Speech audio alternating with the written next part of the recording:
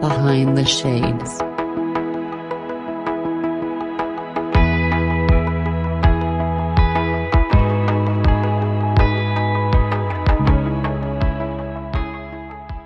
I'm Sue Stevenson. I'm the founder and CEO of U-Turn Anxiety.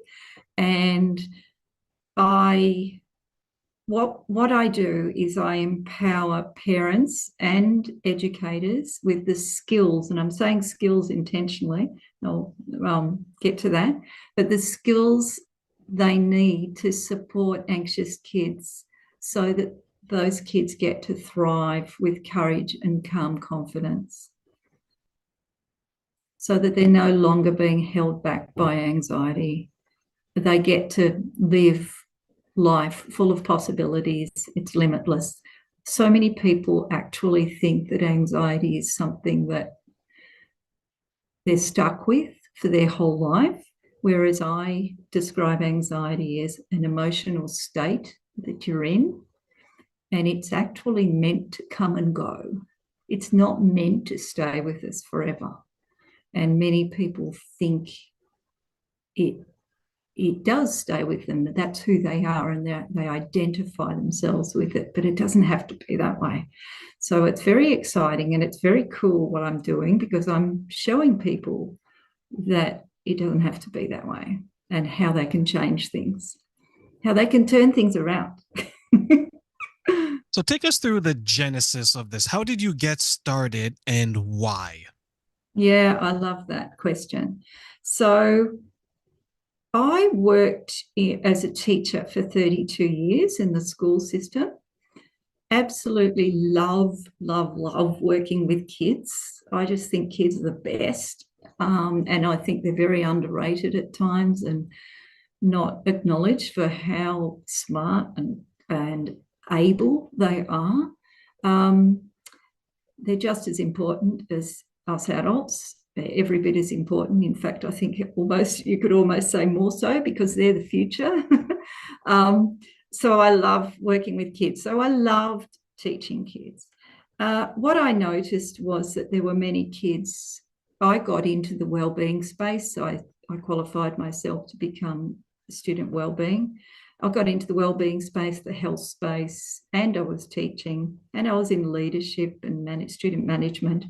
And I pretty much saw it all. I saw, yes, you've got all these kids that fit in and, they cope, but there's a lot of kids that don't. And there's a lot of kids that are experiencing real struggles and challenges in life. And I felt like the system wasn't helping those kids very well. I would say the system was letting many kids down, the kids who were struggling or feeling the challenge. And I think what I began to realise was that there was a bit of a disconnect between what kids need and what the adults in their world think they need. And I noticed that if we don't tune into our kids and help them be who they are and help them thrive and be their, what I describe as their true self, what happens is us adults can often impose what we think kids should be doing and how they should be living their life and what they should be learning and how they should be learning and all these things. And we tend to impose a lot onto kids. So then kids can feel quite conflicted because they're trying to fit in to what they should be doing. And that is anxiety provoking in itself, because they're living out of alignment with, many kids can be living out of alignment with who they really are and what they're meant to be, who they're meant to be. This can happen in the home, this can happen in the school, it can happen anywhere. So I found that there was often a disconnect between what adults think kids need and what they should be doing and what kids actually need and should be doing for themselves.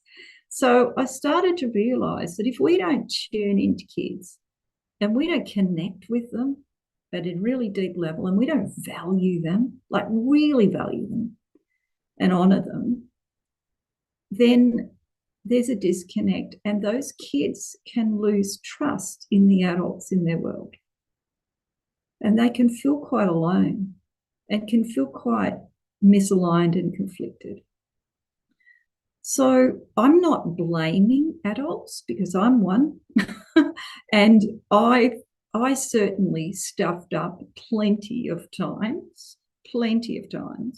It's not until I began to realise what kids need that I started to change myself too. And for me, it all started really, I was in the school system, but I was really prompted because I was a parent. And I thought I knew what I needed to do as a parent. I thought I knew what my kids needed. And it turns out that I thought I was a pretty good parent, but now that I look back, I stuffed up quite a lot. And I contributed to my children's anxiety. And it turns out that my daughter, my oldest daughter, it's all started with her because we kind of hit crisis point. She was behaving in ways, she was very tumultuous, she was in turmoil, she was emotional, she was anxious, but I didn't know that at the time. I didn't even know what anxiety was. So I've come a long way. And I was raising this child who was, in my head, impossible. Like, she was difficult, she was high maintenance. I was just labeling her and putting all these things on her, thinking that it was her, until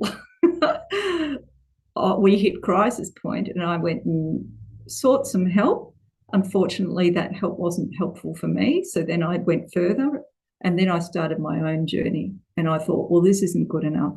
I'm being told that I'm doing the best I can, but I've got a child in crisis and a relationship with my child in crisis. I've got to do better than this. So I started exploring, and I started my own personal journey. And part of that journey was taking a damn good look at myself in the mirror and looking at what I was doing and how I was functioning. And guess what I discovered? I discovered that I had experienced anxiety for 4 decades, every day of my life. And it was significant. I discovered now what anxiety was. And I knew my story because I'd been an extremely anxious kid. I didn't know, I didn't have a label for it. Back then, I just thought there was something wrong with me. My parents and my brothers and sisters told me there was something wrong with me and just to shut up and stop carrying on, kind of thing. I had no idea that I had been experiencing anxiety. And I had no idea that my needs weren't, my emotional needs weren't really being met.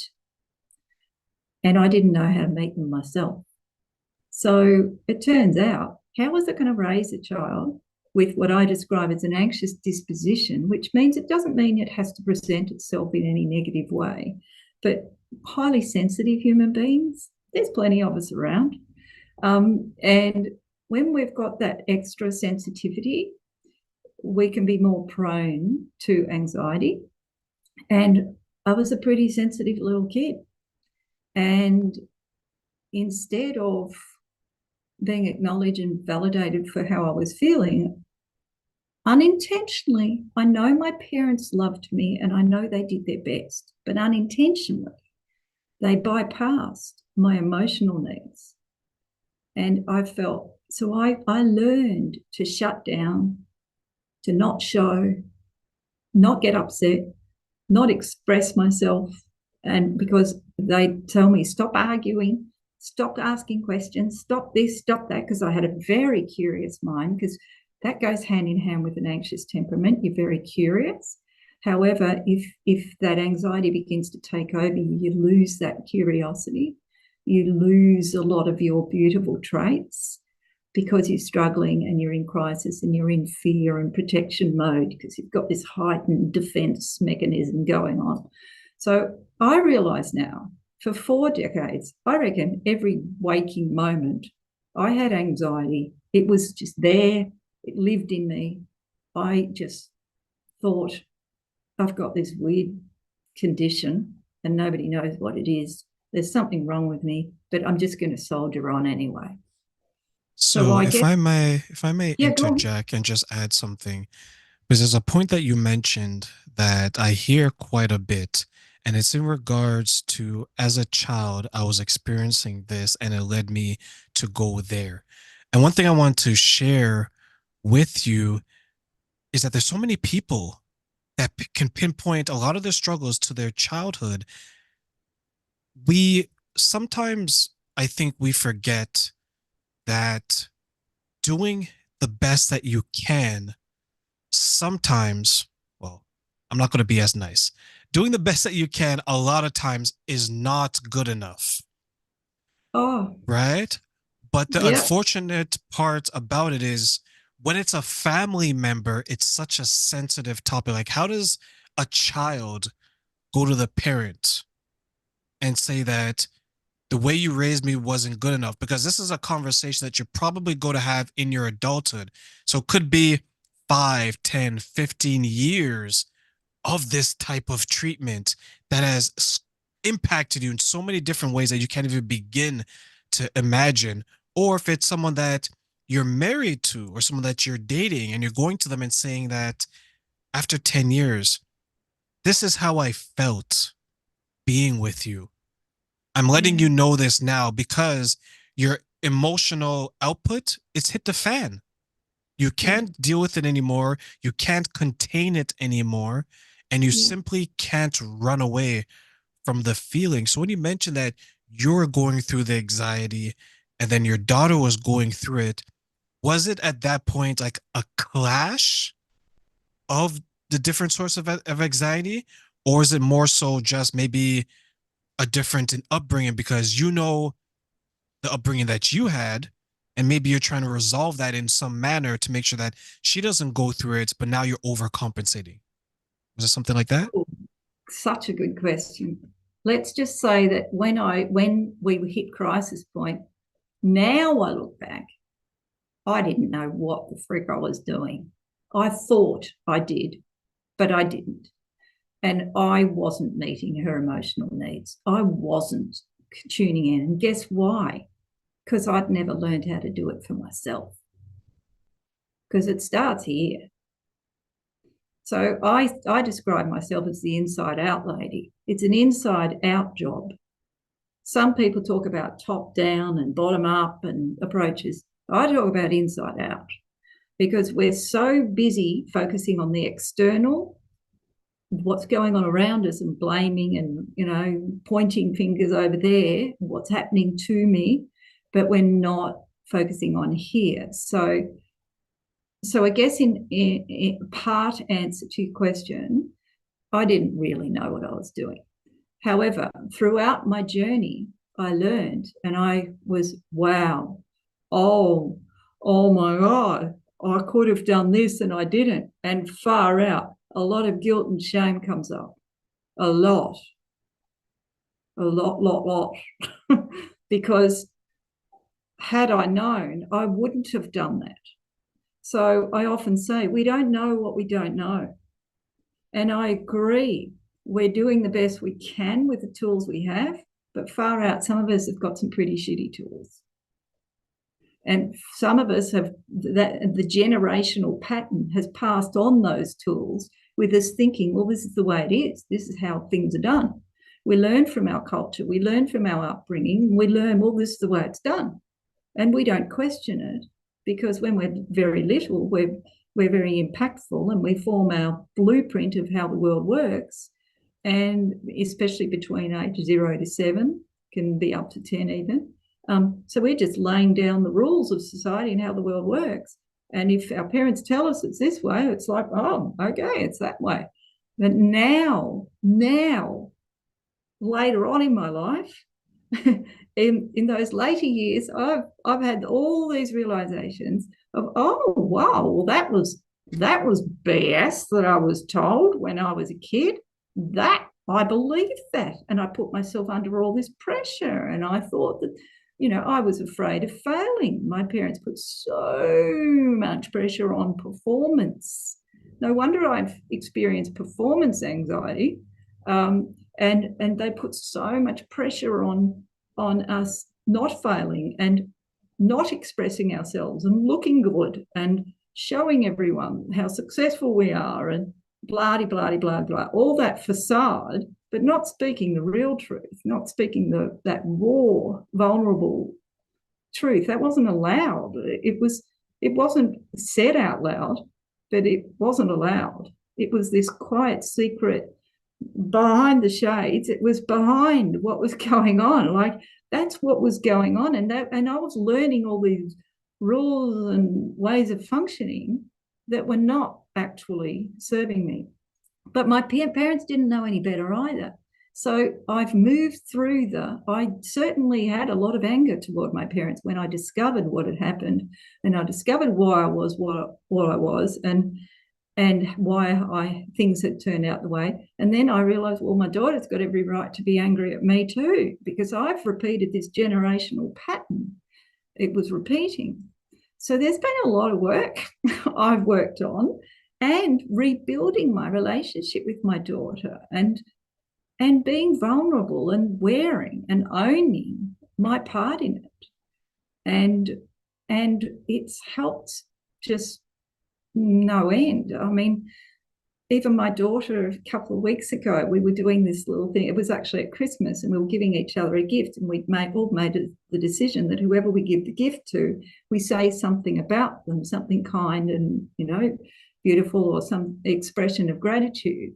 And she just said, I'm just so proud of how far you've come, because she said, all that you're doing for yourself and for our family and for other people, she said, I'm just so proud of that, because I know how much it matters to you to change things and to break this cycle that everyone is in. So many people are in. And that just melted me. And I just thought, oh, but it's been rebuilding that.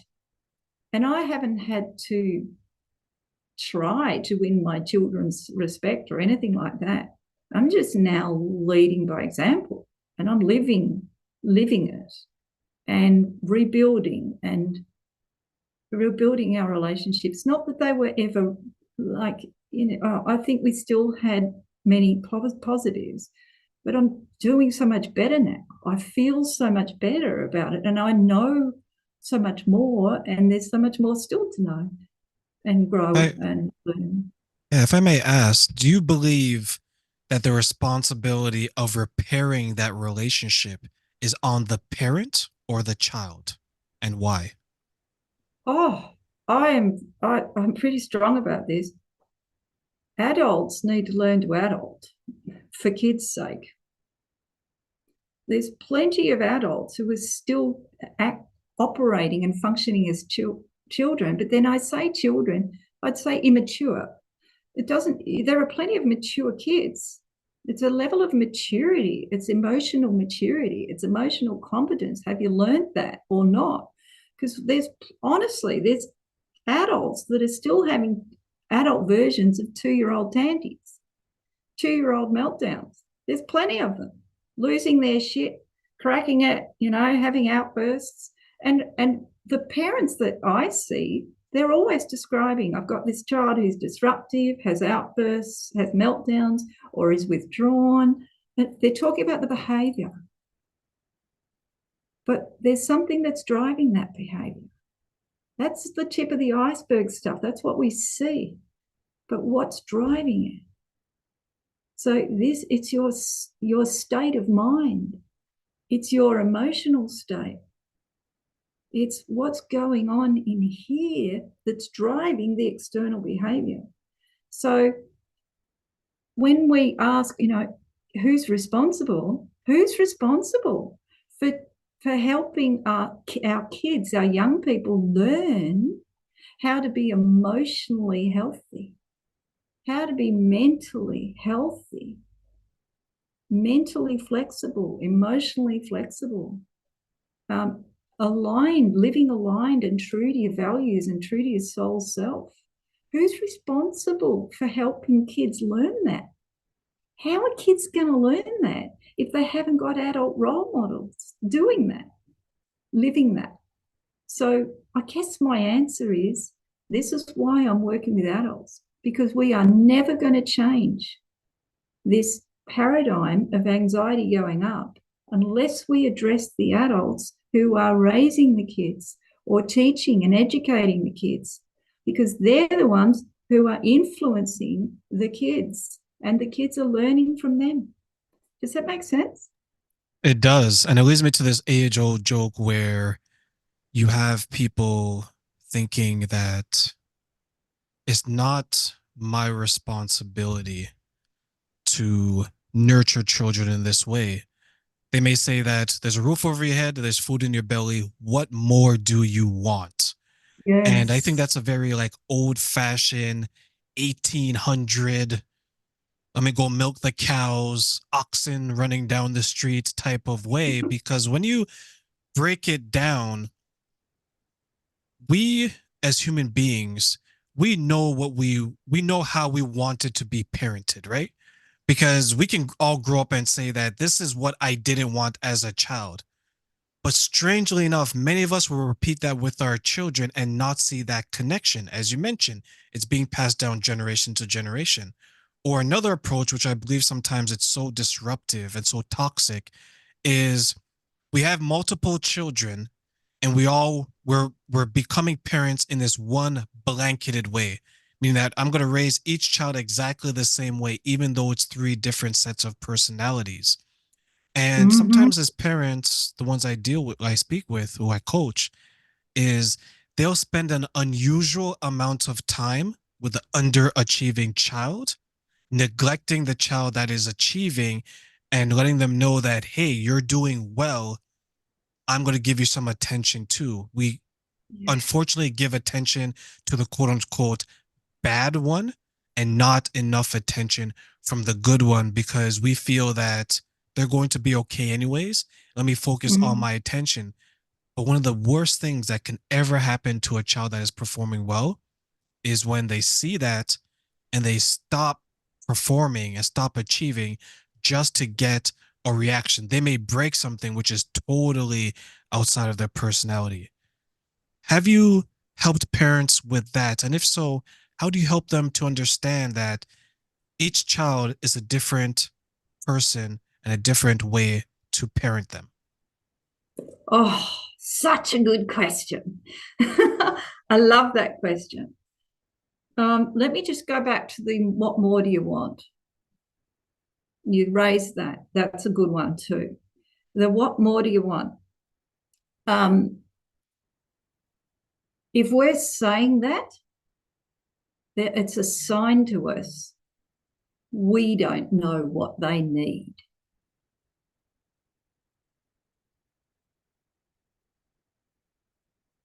That Yeah. makes So, sense. That makes yeah. completely a lot of sense. Yeah. So even if I've taken you to the park already. We've been to the park. We've been to the shops. I bought you this, whatever. I often say we're missing the mark. We're missing the mark. That's not what your kid needs. You think those things are going to make them happy, but that's not what they need. What is it that your child really needs?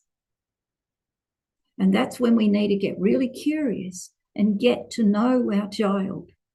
And as you say, every child is different, completely different, in fact.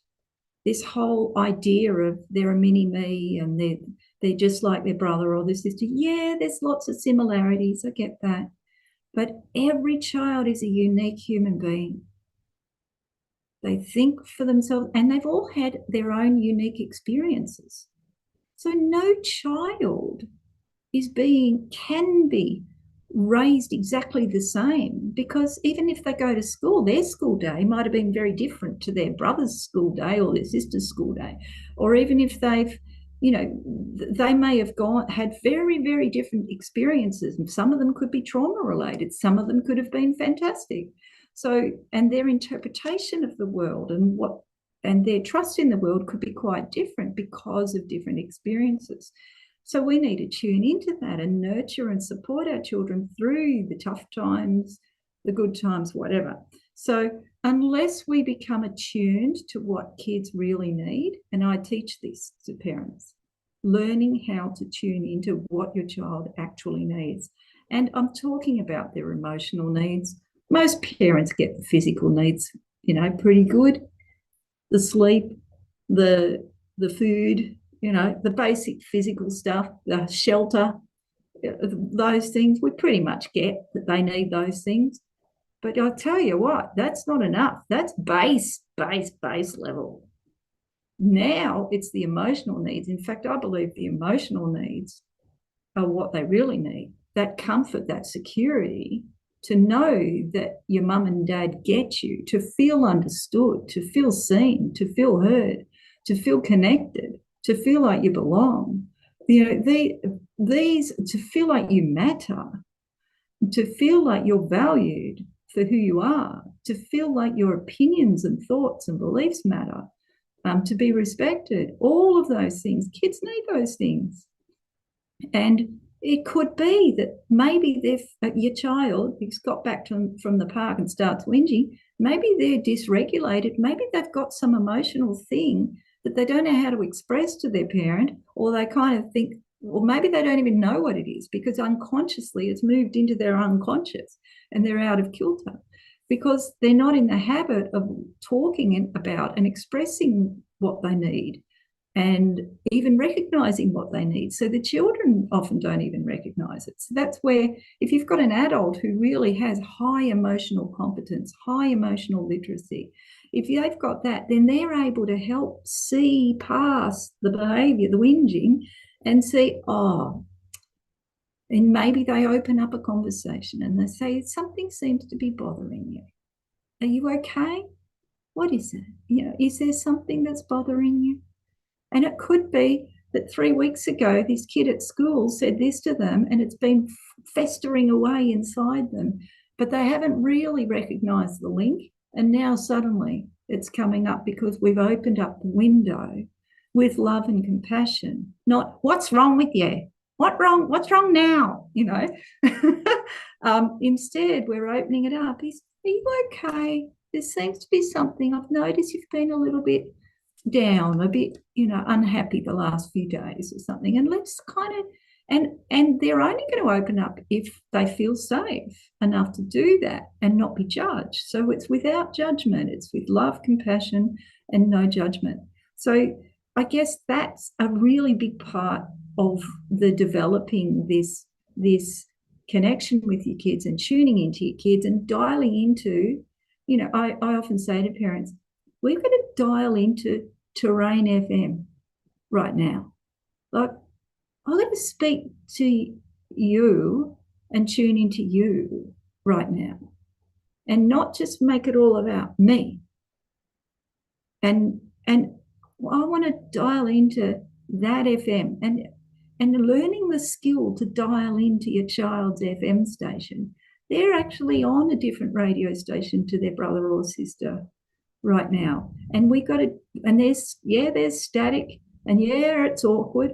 And then we tune in and boom, it plays sweet music and there's connection and there's that joy and that trust and that respect. And that's what I want to build in parents and kids. And it's the adults that need to learn how to do that, how to tune in to what their child needs. And adapt, this adaptability. We need to have flexibility to be able to adapt. I always say we need to meet kids where they're at, regardless of their age, regardless of a label they've got, whether they've got ASD or ADHD or anxiety, whatever. We need to give that child in front of us what they need. So let We me need to ask meet you, them. because you mentioned ADHD and these other mental health issues, and which is far more than the physical, because it's easy to look at a child and say that, okay, you're bad in school, let me give you some focus and some attention. Okay, go be good. Or you fell down, okay, let me kiss your boo boo and off you go, right? Those are, I think, it's the simplest approach. But what if you have someone that's in a situation where, as you mentioned, there's some type of medical trauma anxiety? It could be, let's say, the ADHD, it could be, let's say, diabetes, it could be something going on with them on an internal level. How would we, Mm. as parents, say that, okay, I want to be there for my child. I want to be strong for my child. I want to be an example because this is something that's new to them. It may even be new to the parents. But as you mentioned, we still want to dial in into that child and help them grow through it and walk that path through it. So, how would you do that for someone who's going through something on a medical level? Okay, great. So I guess the key is to learn how your child ticks and increase your understanding as to what's contributing to them feeling anxious if they are feeling anxious. So what is it? Is it their mind state? ADHD kids, can their mind's just buzzing and it can be very in overwhelm and they can get in overwhelm very quickly and they can find it hard to have structure and routine and things like that. And they don't actually like it, but it's actually the very thing they need. So if we know that, if we know they're going to resist it, but it's what they need, we learn ways, clever ways of giving them structure and organisation and routine that they are happy with. And we work with them. We don't work against them. So we learn what works for our child in that particular circumstance. And then, you said if they've got illness, for example, many kids worry about illness, so that creates anxiety. So like you said, with diabetes or something. So let's minimize the anxiety by being that support person for them so that you're their guide to help them through it so that they build confidence that they can handle it. So I often say, instead of bossing, I say, let's stop selling, telling, and yelling at our kids.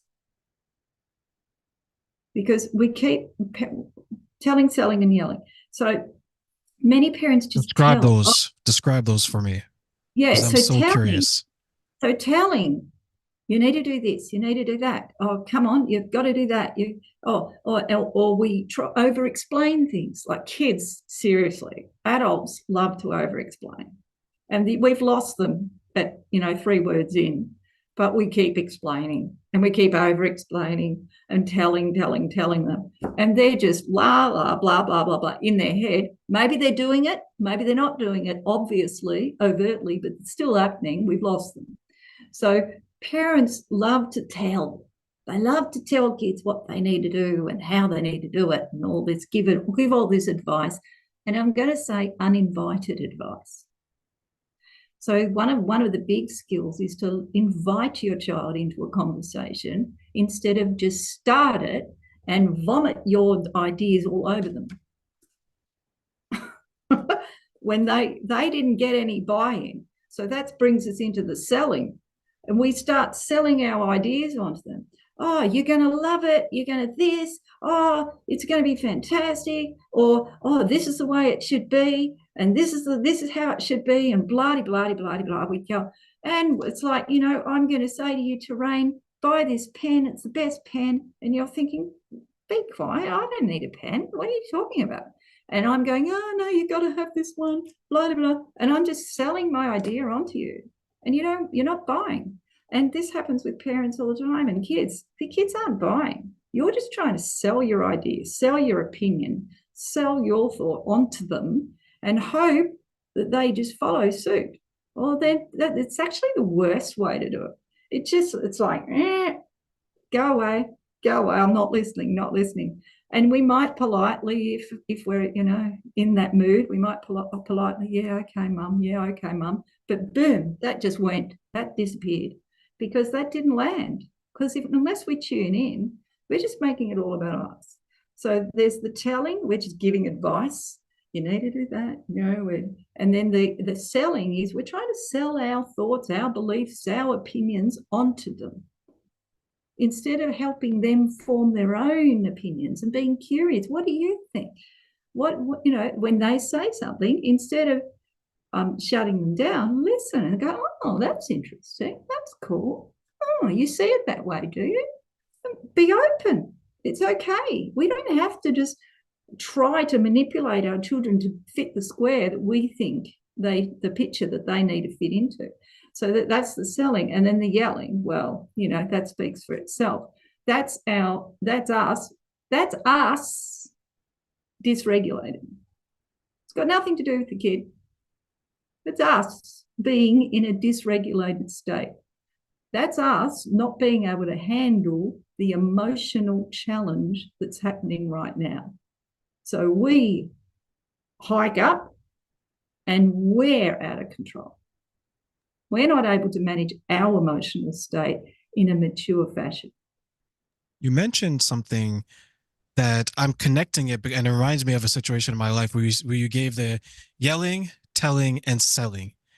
And we deal with that when it comes to our children. And I've noticed, and you've probably seen this, as adults, we still adopt that same behavior in our interpersonal interactions. And it reminded me of when I used to date this girl and she was yelling on the phone about something. And I put her on speakerphone and I put the phone down and I ended up doing 2 loads of laundry before she even stopped yelling.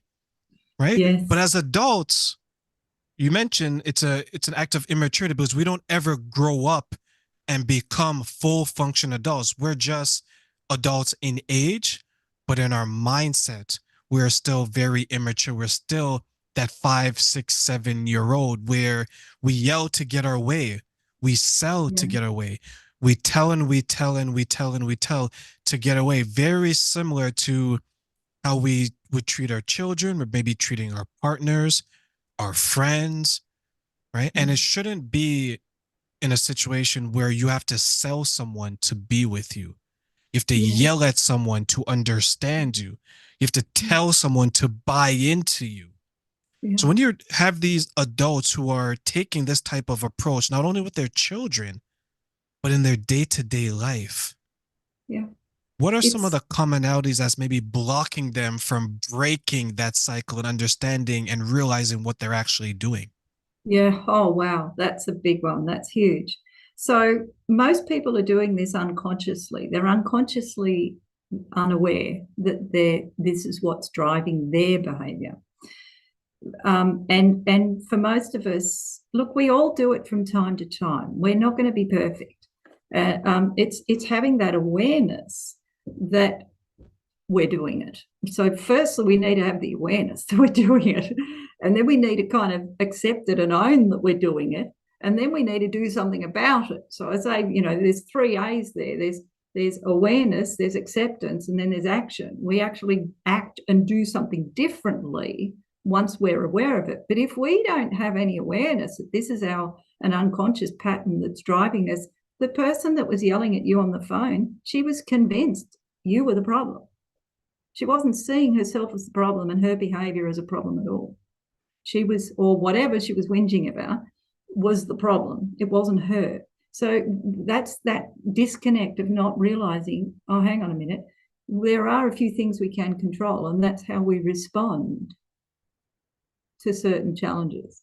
So are we taking responsibility of the word respond, or responsibility, able to respond instead of react? So we're either responding mindfully or we're reacting. Responsibility is able to respond. When we're reacting, we're in impulse. We're just it's all just coming out. There's nothing mindful about it at all. There's nothing about us regrounding ourselves and being in the present moment and taking responsibility for our emotional state and how we're dealing with this challenge. So unless people are aware of it, the patterns that play out in their life, they've got blind spots. They have got no idea that this is something that they can change about themselves, and then they'll get a different life result. So helping people, I often help people see patterns. The parents, I help them see patterns that are coming out in them. I gently and compassionately challenge them. And I get their permission. I say, is it okay if I share something with you? I'm noticing a pattern. Is it okay if I share? And because I've invited them in, and then it's yes, and then I've noticed this. And now, most often, it connects back to some early childhood trigger that's coming up, and we go back into that old childhood pattern that was set down, that blueprint that was set down in those first 7 years. We've just reactivated that childhood blueprint. And it could have been anything that set us off into that belief system, into how we should behave or what we shouldn't put up with, and all these expectations and all these ideas that we've grown up with. We've been triggered.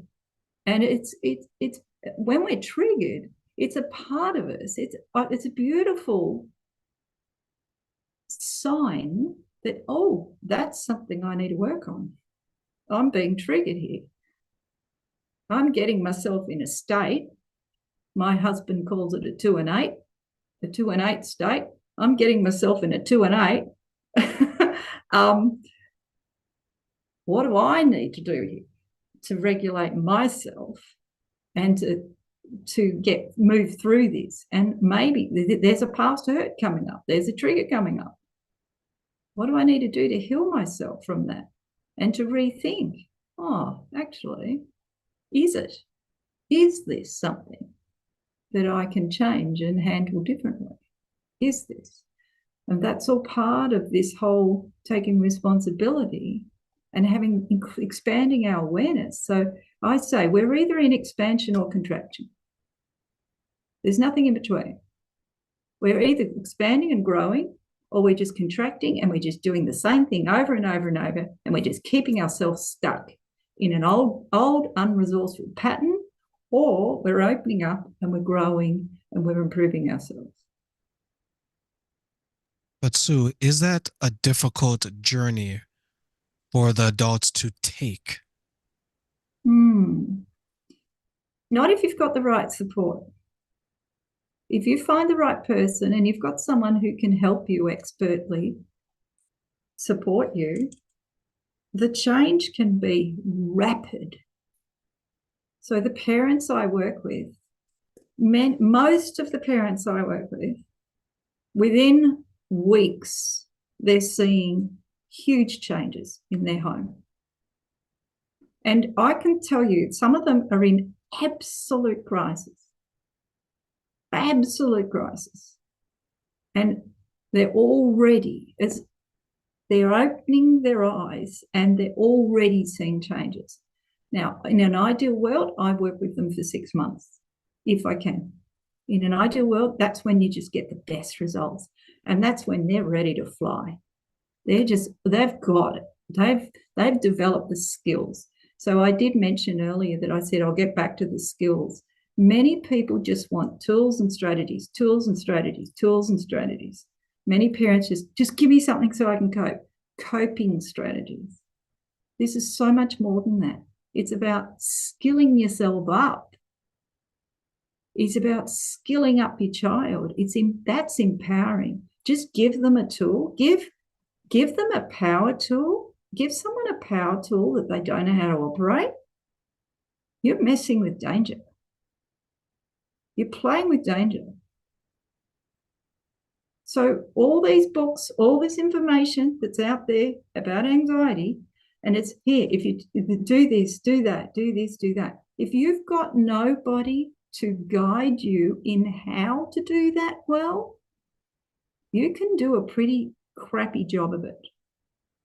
But when you've got someone who can help you resourcefully to be able to skill up and learn how to do it, those power tools are amazing. So you're saying that you can have the correct tools, but if you use them inappropriately, you can not only cause yourself harm, but also the child that you're trying to not Yep. harm, right? Yep. You can actually do more damage than good because you're not practicing, you're not utilizing those tools in the way that they need to be implemented. And there's so much, even with language, like you can just tweak a couple of words in a sentence for a parent, and it's boom. I had a class last night. I can't quite remember what I say. Sometimes I don't remember how I said something, but I was helping this parent. She said, "Oh, she just keeps arguing with me and and I've tried this and I've tried that and I've tried that." And I said, "Have you tried it this way?" And I reworded it. And she just said, "Oh," she said, "I never," she said, "that sounds amazing." And I said, "Do you think that would work?" And she said, "I'm trying that tonight." She said, "I just didn't ever think of wording it that way." She said, "I knew that I needed to say it, but I didn't know how to word it that way." And she said, "Oh, you made it sound so good." And it's just helping someone learn a different way of doing it that works. It's finding what works, what really lands for kids. I And a think big sometimes part we of, forget how powerful those words are and how powerful they can be when we're creating them in a way to uplift and build up someone. We just think that actions are enough. And yes, actions are more valuable, especially when they're positive behaviors where the intention is good. I want to help turn yeah, around the anxiety in my child. I want to remove the anxiety from my life. I want to create a better family atmosphere. But we also have to put our words into power. Words of encouragement can be beneficial. Is that something that yeah, is discovered as well with your yes, parents? 100%. Yes, 100%. I love that. So yeah, this whole concept of, I've never met a parent who doesn't have good intention. But that doesn't mean that they've got the skills that are working yet. So every parent is, I really come, I just kids have the parents want to do the right thing. They just don't know how. And they don't realize they don't know how. They think what they're doing is the best way. So we keep trying the same way. So the definition of insanity is doing the same thing over and over, expecting a different result. I did that. I just kept trying, and I was determined to improve and to improve, to improve. But my repertoire was limited. I didn't know another way. I just kept sticking with what I knew. And I would find another thing over here and another thing over there, and I'd try that and I'd try that, and I'd speak to friends and family and try that and try that. But the reality of it is, it was still me functioning the same way I was functioning, and I wasn't learning how to implement these things effectively. That's the difference. It's the how. You can know the what, but if you don't know how, you're stuck. Take us through the steps to identify the how and to incorporate it in our child parenting journey. Mm. Well, one of the biggest things is to begin to be open to accepting that perhaps you don't know everything and there's more to learn.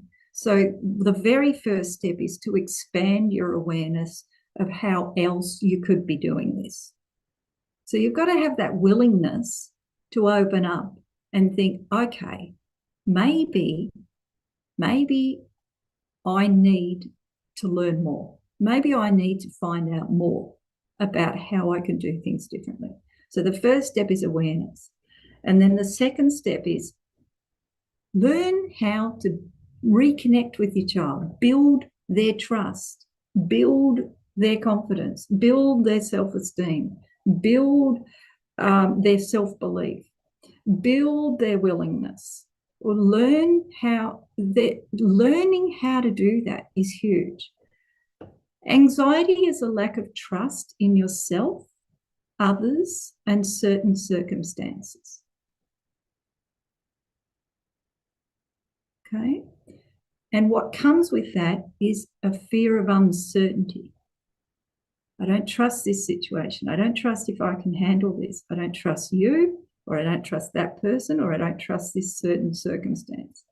So a parent also experiences this because they have their own anxiety. And when you've got an anxious child, that triggers anxiety in you too. So we can just fall into this trap of being anxious about being anxious.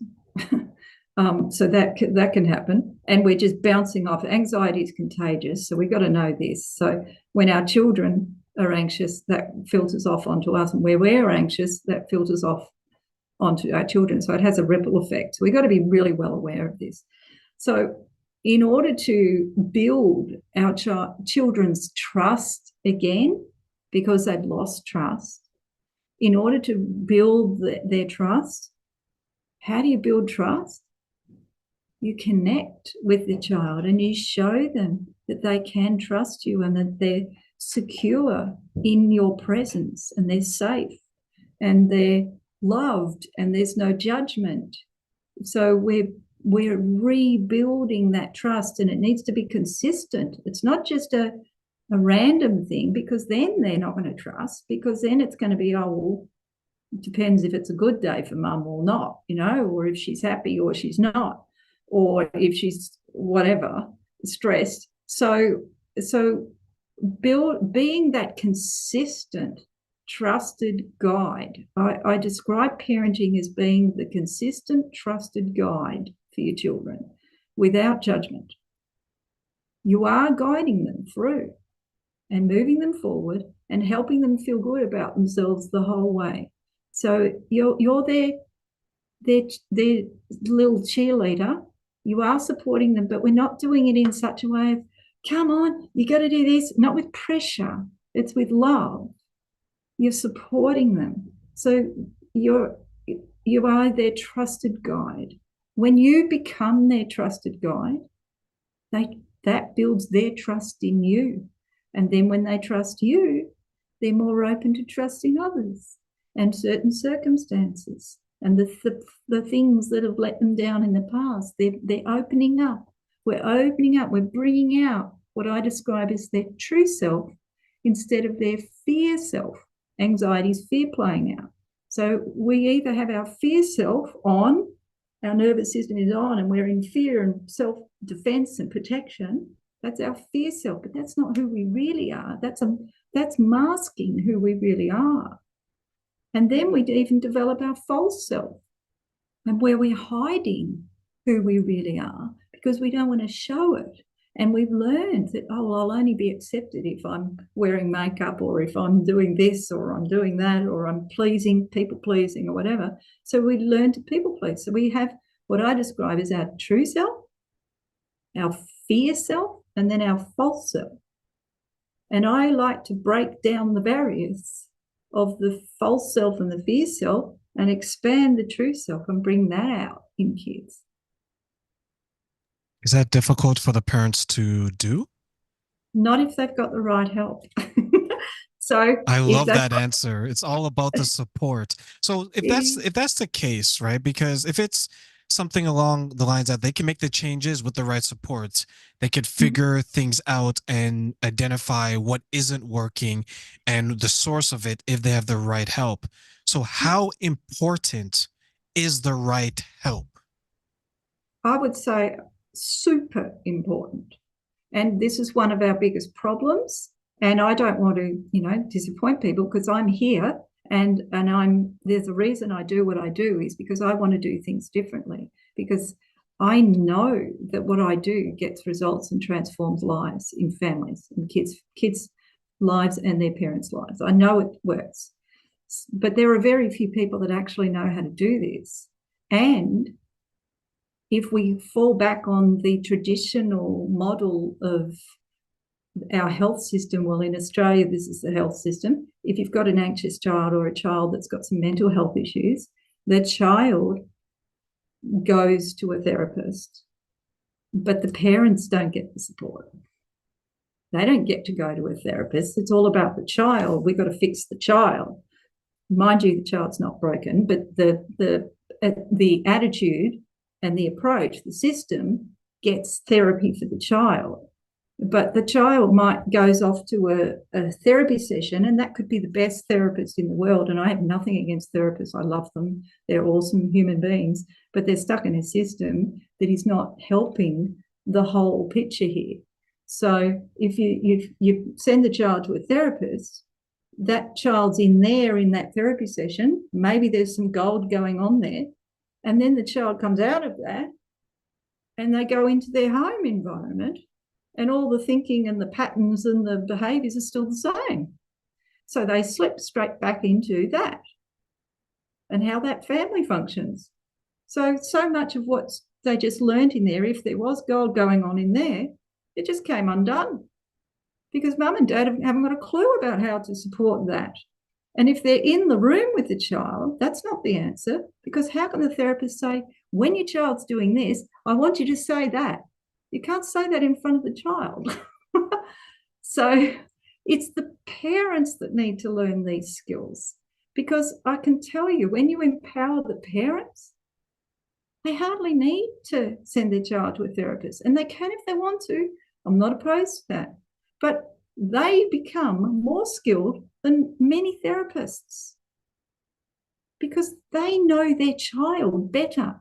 And it's happening on an everyday basis in their home. It's organically happening. It's not in an artificial environment where a child's sitting in a room talking to a therapist.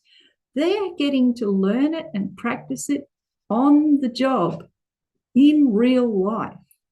That's the key. And you've got someone helping you with someone like me, helping you with your child, your circumstance, and what's going to bring the best out of both of you. And that's what I do. And it works a treat, because I used to be in student wellbeing. I know I was that person seeing kids, but I knew there was a big, big, big gap here, because the parents would come to me and they're pulling their hair out. They needed the help because they live with the child. So they need it. And then the educators needed it. Teachers would come to me tearing their hair out. He's throwing chairs or hitting people or whatever, disruptive in my class. And well, is it the kid or is it you who needs to learn how to support this child so that they feel connected and so they trust you again? And we rebuild that relationship. It's the teacher often is needing the skills. Yeah, sure, I work a little bit with the kid, but really, all the gold happens working with the adults. It makes a huge difference. So I guess my final question to you as we close, what are some tips that you want to give to everyone to identify that they're going through anxiety and to make sure that it doesn't lead to them creating it in others? Oh, what a good question. How do you identify anxiety? You identify anxiety.